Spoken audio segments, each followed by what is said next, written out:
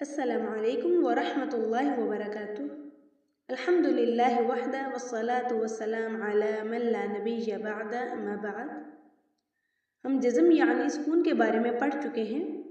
آج ہم سکون کی اقسام کے بارے میں پڑھیں گے۔ سکون دو قسم کا ہوتا ہے، سکون اصلی اور سکون عارضی۔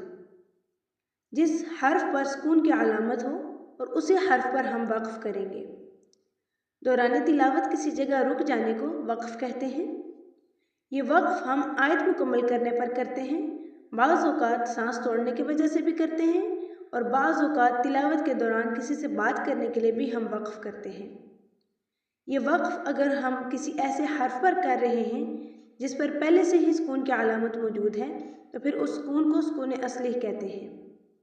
جیسا کہ مثال سے واضح ہے، سورۃ الکوثر کی آیت نمبر 4 مکمل ہونے پر را کے اوپر سکون ہے اور آیت مکمل ہونے کی وجہ سے وہاں پر وقف بھی کیا جا رہا ہے، یعنی کہ اس را پر سکون اصلی ہے۔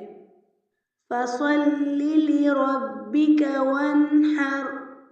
جب لفظ کا آخری حرف متحرک ہو، یعنی اس پر زبر زیر یا پیش ہو اور اس لفظ پر وقف کیا جا رہا ہو تو رکتے ہوئے اس لفظ کا آخری حرف ہم ساکن کریں گے، لیکن اس حرف پر سکون یعنی جزم کی علامت نظر نہیں آئے گی۔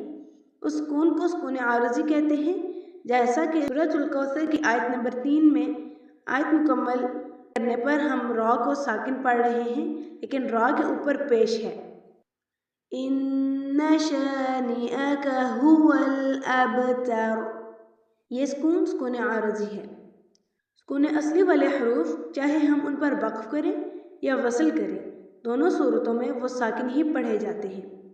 وقف کا مطلب ہے رکنا اور وصل کا مطلب ہے تلاوت جاری رکھنا۔ مثال کے طور پر سورۃ الشرح کی آیت نمبر 1 میں أَلَمْ نَشْرَحْ، اگر ہم نشرح پر وقف کرنا چاہیں تو ہا ساکن ہے، اس لیے اس میں کوئی تبدیلی نہیں ہوگی، اور اگر ہم یہاں وقف نہ کریں تو بھی ہا ساکن ہی پڑھا جائے گا، یعنی ہا پر سکون اصلی ہے۔ جب سکون عارضی والے حروف صرف وقف کی صورت میں ہی ساکن پڑھے جاتے ہیں، جیسا کہ آیت نمبر 1 کے اندر اگر ہم وقف کرنا چاہیں تو کاف کو ہم وقف کرنے کی صورت میں ساکن پڑھیں گے، جبکہ کاف کے اوپر زبر ہے۔ أَلَمْ نَشْرَحْ لَكَ صَدْرَكَ، اور اگر ہم یہاں پر وقف نہ کریں تو یہ کاف زبر کے ساتھ پڑھا جائے گا۔